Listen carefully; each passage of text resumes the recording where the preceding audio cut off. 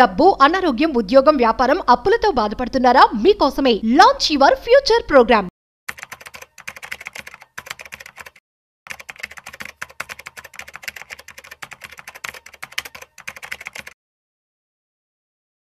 నమస్తే మాధురెడ్డి గారు. నమస్తే అండి. మాధురెడ్డి గారు, ఒక్కసారి బంగారం వెండి ధరల గురించి కాస్త డీటెయిల్ గా మాట్లాడుకుందాము. బంగారం విషయానికి వస్తే 24 క్యారెట్లు 10 గ్రాముల ధర 1,13,300 దగ్గర ట్రేడ్ అవుతోంది. అంటే ఒక గ్రాము 24 క్యారెట్లు 11,330 రూపాయలు. 22 క్యారెట్ల విషయానికి వస్తే 10 గ్రాముల ద్వారా 1,02,000. అంటే 22 క్యారెట్లు 1 గ్రాము ధర 10,200, ఇంక్లూడింగ్ 3% జిఎస్టీ కలిపి మనం మాట్లాడుకుంటున్నది రిటైల్ మార్కెట్ గురించి. సిల్వర్ విషయానికి వస్తే 1 గ్రాము ద్వారా 135 రూపాయల 20 పైసలు, అంటే 1,32,200 రూపాయలు కేజీ సిల్వర్.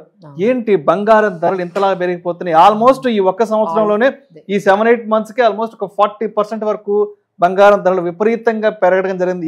త్వరలో దీపావళి కూడా రాబోతుంది అండ్ మేజర్ ఫెస్టివల్స్ కూడా రాబోతున్నాయి కాబట్టి ఎలా ఉండబోతున్నాయి అంటారు బంగారం వెండి ధరలు? సో హిస్టారికల్ మనం అంటే హిస్టరీలోనే ఎప్పుడు ఇంత బంగారము ఇంత తక్కువ టైంలో ఇంత ఎక్కువ పెరిగింది ఎప్పుడు జరగలేదండి. సో హిస్టారికల్ డేటా తీసుకున్న this is the all time records అని చెప్పొచ్చు ఫర్ గోల్డ్.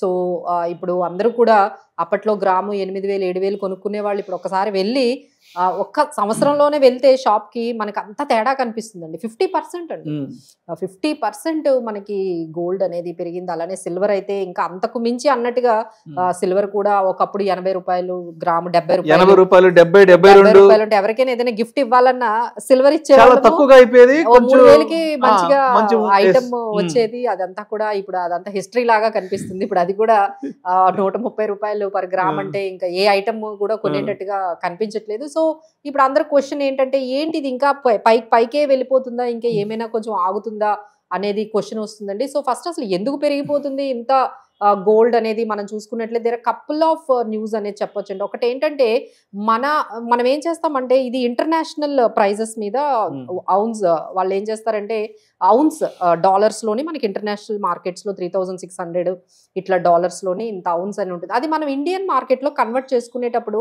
రూపీస్ లో మన డాలర్ అనేది స్ట్రెంథనింగ్ అయిపోయి రూపీ క్షీణించేస్తుంది.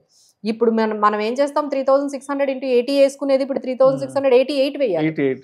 సో ఇంత 88 ఇప్పుడు 89 ఇట్లా 88.45 అయిపోతుంది. సో ఎంత అయితే మనకి ఎగైనెస్ట్ డాలర్ రూపీ క్షీణిస్తుందో బంగారం అనేది ఇంకా అంత పెరిగిపోతుందండి.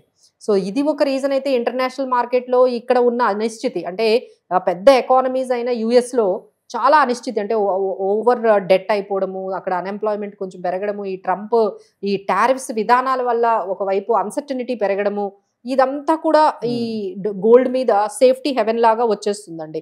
సో డాలర్ డీ డాలరైజేషన్ అనేది స్టార్ట్ అయింది. సో ఈ డాలర్ చూస్తే ఎట్లా ఉంటుంది, ఇక్కడ నుంచి మనము గోల్డ్కి వెళ్ళి ఇన్వెస్ట్ చేసుకుంటే బాగుంటుంది. ఒకవైపు సెంట్రల్ బ్యాంక్స్ అన్ని కూడా ఇక్కడే ఇన్వెస్ట్ చేస్తున్నాయి. ఇవన్నీ కాకుండా మనకి ఇంకా జియో పొలిటికల్ టెన్షన్స్ అయితే అవి కంటిన్యూ అవుతూనే ఉన్నాయి. ఇంకా కొత్తగా పోలాండ్ కూడా ఈ జియో పొలిటికల్ టెన్షన్స్ లోని స్టార్ట్ అవుతూ ఉన్నాయి. అంటే అక్కడక్కడ మనకి పొలిటికల్ గా మనకి జరుగుతూ ఉన్నాయి. సో వీటన్నిటికీ మనకి ఇంపాక్ట్ ఏంటంటే ఈ గోల్డ్ పెరగడం అనేది మనకు కనిపిస్తుంది. బట్ సిల్వర్ పెరగడానికి అది రీజన్స్ వేరండి. సిల్వర్ ఏంటంటే ఇండస్ట్రియలైజేషన్ యూసేజ్ బాగా పెరిగింది. అంటే సోలార్ ఎనర్జీ అనేది ఎంత క్లీన్ ఎనర్జీ అనే కాన్సెప్ట్ ఆల్ ఓవర్ ఇండియాలోనే అంటే బిగ్గెస్ట్ ఎకానమీస్ అయినా మీరు అక్కడ యుఎస్ కానీ చైనా కానీ next biggest economy India. So ఇక్కడ కూడా మీరు చూసుకుంటే సోలార్ మనకి యూసేజ్ అనేది ఇప్పుడు ఇంటింటికి కూడా మీరు ఇప్పుడు సోలార్ చూస్తారు.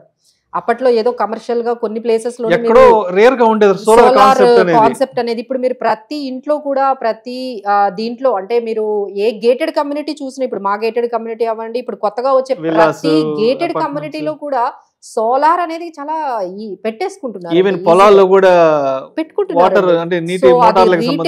రీటైల్ వరకు వచ్చేసింది, అంటే ఇండివిజువల్ లెవెల్ వరకు సోలార్ ని వాడడం అనేది వచ్చేసింది. సో అక్కడ వల్ల మనకి ఇండస్ట్రియలైజేషన్ కన్సంప్షన్ సిల్వర్ బాగా పెరుగుతుంది. ఇంకా ఈవీ అనేది next biggest thing is happening in India, that is EV అండి. ఇప్పుడు ఈవీ స్టేషన్స్ చూస్తే అన్ని చోట్ల మనకు ఉంటున్న ఈవీ కార్లు, ఈవీ 2 వీలర్స్. అంటే మన పెనిట్రేషన్ ఇప్పుడు ఏంటంటే మిగతా మనం అడ్వాన్స్డ్ కంట్రీస్ లో చూసుకుంటే ఈవీ వాడకం 40% ఉంటుంది, మన దగ్గర ఇంక ఇప్పుడు ఓన్లీ 10% ఉంటుంది. జస్ట్ ఇమాజిన్ ఇంకొక 20% పెరిగినా ఎన్ని ఈవీ వెహికల్స్ మనకి కనపడతాయి, ఎంత ఇన్ఫ్రాస్ట్రక్చర్ కావాలి. సో ఈ ఈవీ వెహికల్స్ లో కూడా మనకి ఈ సిల్వర్ అనేది యూసేజ్ కనిపిస్తుంది. సో ఈ విధంగా ఈ ఇండస్ట్రియల్ యూసేజ్ తో మనకి ఈ రెన్యూబుల్ ఎనర్జీ కానీ, కెమికల్స్, తర్వాత EVs, these are all next biggest happenings in India అండి. సో దానికి సంబంధించి మనకి సిల్వర్ కూడా ఈ విధంగా పెరుగుతుంది. సో కొన్ని మనం చూసుకున్నట్లయితే గోల్డ్ కు మించి సిల్వర్ పెరుగుతుంది. సో ఎవరైనా ఇన్వెస్ట్ చేసుకోవాలంటే మేడం అందరూ అడుగుతూ ఉంటారు, కొన్ని రోజులు ఆగమంటారా, కొంచెం తగ్గుతుందా, అప్పుడు ఇన్వెస్ట్ చేసుకుందామా, గోల్డ్ చూస్తే ఇంత పెరిగింది, సిల్వర్ చూస్తే ఏమైనా తగ్గే అవకాశాలు ఉన్నాయా అంటే ప్రతి కొంచెం తగ్గినా మీరు అలా పెరుగుతుంది తగ్గుతుంది అనేది మనం చూసుకుంటే మనం దాన్ని కొనలేవండి. First of all we can't by.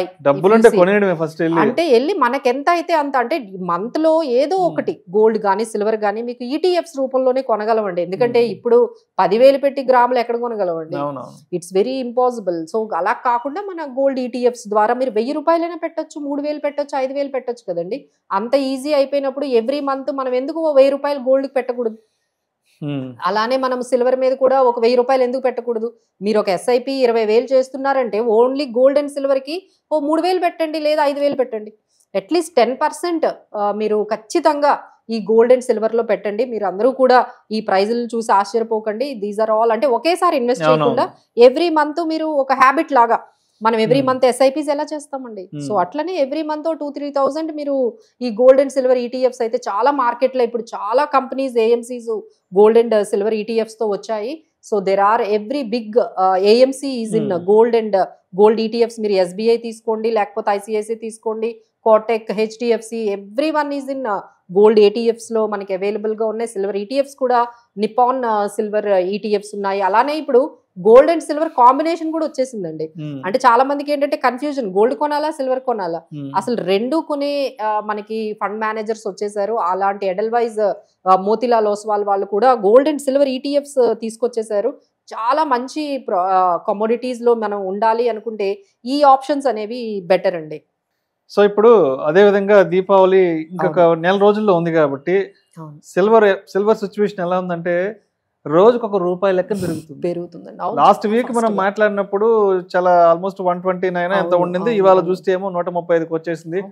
రోజుకు ₹1 లెక్కన పెరిగే అవకాశం ఉంది కాబట్టి, అండ్ దీపావళి అప్పటికి ఒక ₹150 వచ్చే అవకాశం, గ్రాము 150,000 కేజీ 150,000 అయినా మనం దీపావళికి ఆశ్చర్యపోక్కర్లేదండి. ఎందుకంటే సిచ్యువేషన్స్ అలా ఫేవరబుల్ గా చూపిస్తున్నాయి.